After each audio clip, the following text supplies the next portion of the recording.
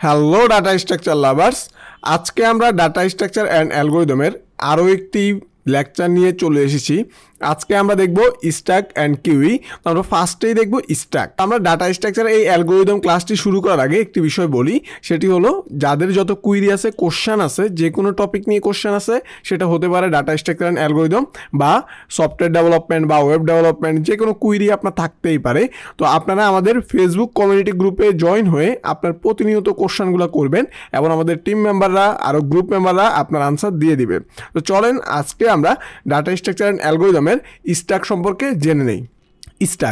স্ট্যাকের শর্টে যদি আমরা বলি, শর্ট হলো যে জিনিসটা লাস্ট ইন ফার্স্ট আউট, যে লাস্টে যাবে সে ফার্স্টে বের হবে, ঠিক আছে।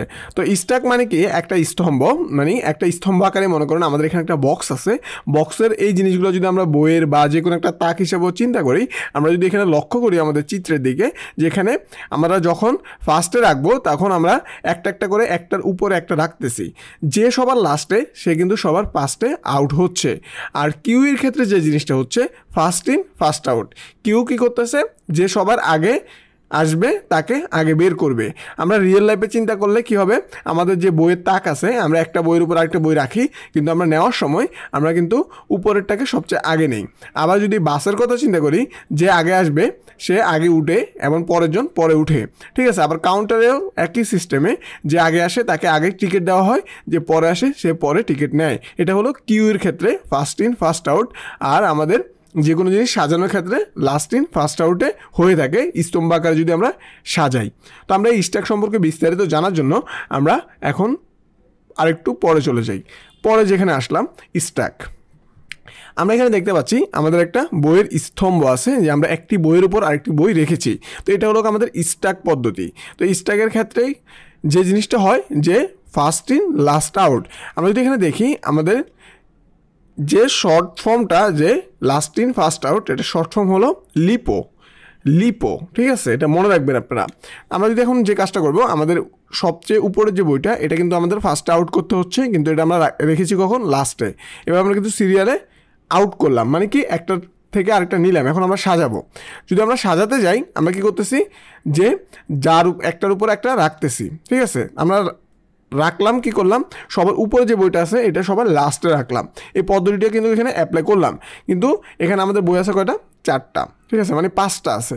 আমরা কিন্তু এখানে নেওয়ার সময় কী করতেছি, সবার উপরে যেটা আছে 4 নাম্বার, আমরা তাকে আগে নিলাম, দেন আমরা তারপরেরটা নিলাম, তারপরেরটা, দেন তারপরেরটা।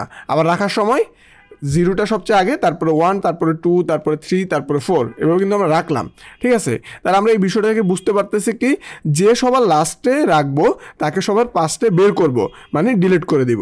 তো এটা হলো আমাদের স্ট্যাক। আমরা যদি এখন অ্যারেতে কল্পনা করি, এই স্ট্যাক এবং কিউই জানার সময় আমাদের অ্যারে সম্পর্কে যদি একটু আইডিয়া থাকে, যে অ্যারে এবং লিঙ্ক লিস্ট, তাহলে এই জিনিসগুলো আমরা বেটার অ্যানালাইসিস করতে পারবো। অ্যারেতে আমরা কী করি, যদি লাস্টে কিছু কী করবো, লাস্টে আমরা ইনপুট করতে পারি, ঠিক আছে। আমরা একটা জিনিস লাস্টে রাখলাম, আমাদের একটা সিরিয়াল, একটা অ্যারে হলো, ঠিক আছে, সিম্পল একটা অ্যারে হলো। এখন আমরা যদি আবার রিমুভ করি, আমরা লাস্টে থেকে রিমুভ করব, সে সবার লাস্টে পুট হলো এবং সবার লাস্টে ফার্স্টে আউট হলো, ঠিক আছে। এভাবে কিন্তু আমরা এতে কাজ করি। তো আমাদের স্ট্যাকের 3টি পয়েন্ট আমাদেরকে মনে রাখতে হবে। এই 3টা পয়েন্ট নিয়ে স্ট্যাক কাজ করে। স্ট্যাক ডাটা স্ট্রাকচার এই 3টি পয়েন্ট নিয়ে কাজ করে। এই 3টি পয়েন্ট কী কী, pop, peek, push. Pop, peek, push, আমি 2বার রিপিট করলাম যেহেতু আপনার মনে থাকে। আর যারা মনে থাকবে না, আবার দেখবেন ভিডিওটি। কারণ ডাটা স্ট্রাকচার অ্যান্ড অ্যালগরিদম এমন একটি বিষয়, যদি আপনি বারবার না দেখেন, বারবার না বুঝেন, তখন কিন্তু আপনি বিষয়টি ক্লিয়ার কখনোই হবেন না। যখন আপনি প্র্যাকটিক্যালি প্রবলেম সলভ করতে যাবেন, আপনার কাছে নতুনই মনে হবে, কারণ আপনার কনসেপ্ট ক্লিয়ার না। এখন যদি আমরা দেখি, এই যে পিকের আরেকটা জিনিস হলো টপ। আমাদের এক্সামে বা যে কোনো ইন্টারভিউতে জিজ্ঞেস করতে পারে যে স্ট্যাক ডাটা স্ট্রাকচারের টপ কত, টপ বের করো, বা টপের যে কোনো কোশ্চেন আসতে পারে, বা স্ট্যাক ডাটা স্ট্রাকচারের টপ কি, বা কোনটাকে টপ বলা হয়। এর রিলেভেন্ট হলো পিককেই টপ বলে। আবার পিক বললেও আপনি টপ বুঝে নেবেন। তো এ হলো আমাদের কি করবো আমরা যদি এখন যে টপ আমাদের এখানে কত, টপ হলো আমাদের এখানে, এখন আমরা যদি মনে করি আমাদের যে উপরে লাস্ট যে আমাদের পজিশনিং আছে বা যে নাম্বার আর ভ্যালু আছে, এটা হলো আমাদের টপ, ঠিক আছে। তো এখন যদি আমরা দেখি যে আমরা পুশ করবো এখন, ঠিক আছে, আমরা কি করলাম এখানে, এখন আমরা একটা বইও নাই, আমরা একটা একটা করে পুশ করবো, ঠিক আছে। আমরা একটা বই পুশ করলাম, দেন আরেকটা পুশ করব, এটা হলো আমাদের পুশ সিস্টেম। এটা আমাদের পুশের কাজ কি, সে একটা একটা করে জমা রাখবে, জমা রাখলাম, ঠিক আছে, আমাদেরকে স্তম্ভটা হলো। তো এখন যদি আমরা কি করব, এখন যদি আমরা যে আমরা একটা একটা করে পুশ করলাম যে আমাদের lipo last in first out, ঠিক আছে। তো এই যে স্ট্যাকটা আছে এটার আরও দুটি পয়েন্ট আছে, মিনি স্ট্যাক এবং max stack. Mini stack and max স্ট্যাকটা কি? মিনি স্ট্যাক হলো স্ট্যাকের সর্বনিম্ন কত থেকে সে শুরু হয়েছে, যে মিনি মানে সর্বনিম্ন কত এবং স্ট্যাকটা সর্বোচ্চ কত, ঠিক আছে। এটা হলো আমাদের স্ট্যাকের টোটাল শুরু এবং সর্বোচ্চ কত পর্যন্ত স্ট্যাকটা থাকবে এ পর্যন্ত, ঠিক আছে। আর আমাদের টপ কি? টপ হলো যে আমাদের স্ট্যাকে কয়টা স্তর আছে এবং সবচেয়ে উপরেরটা হলো টপ বা পিক। আর পপ কি? পপ মানে কি আমরা রিমুভ করে দিব।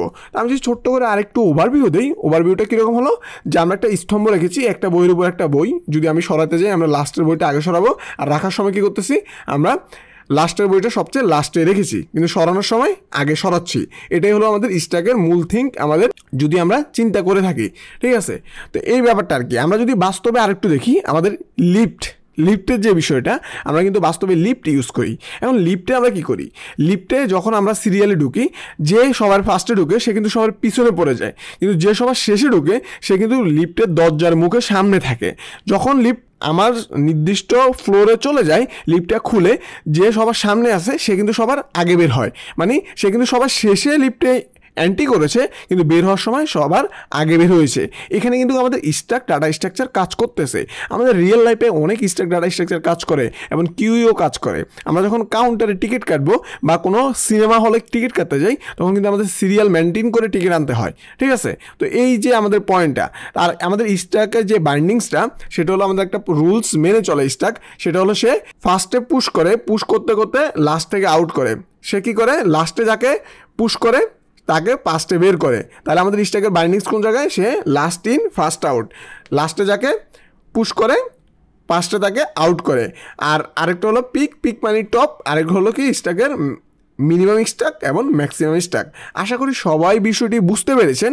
তারপরও যদি কেউ না বুঝে থাকেন বা আমাদের কোনো ভুল ত্রুটি হয়ে থাকে বোঝানোর ক্ষেত্রে, আপনি অবশ্যই কমেন্ট করে আমাদের ইমপ্রুভমেন্ট করতে হেল্প করবেন, আমাদেরকে সাজেশন দিবেন আমরা কীভাবে ইমপ্রুভ করতে পারি, এবং আমাদের কমিউনিটি গ্রুপে জয়েন হয়ে আপনার যত কুইরি আছে করবেন, এবং আপনার কোনো সাজেশন লাগলে আমাদের থেকে নেবেন, আপনার ইমপ্রুভমেন্ট করবেন, আপনি আপনার লক্ষ্যে পৌঁছান। এটাই আমাদের প্রচেষ্টা। আপনাদের সহযোগিতায় আমরাও আমাদের লক্ষ্যে পৌঁছানোর চেষ্টা করতেছি এবং আপনাদের এই প্রতিনিয়ত সহযোগিতায় আমরা ইন্সপিরেশন হচ্ছি। তো আপনারা আপনাদের সর্বোচ্চ চেষ্টা করবেন, আমরাও প্রতিনিয়ত ভিডিও দেওয়ার জন্য সর্বোচ্চ চেষ্টা করতেছি। সবাই ভালো থাকবেন, সুস্থ থাকবেন, হ্যাপি কোডিং, আল্লাহ হাফেজ।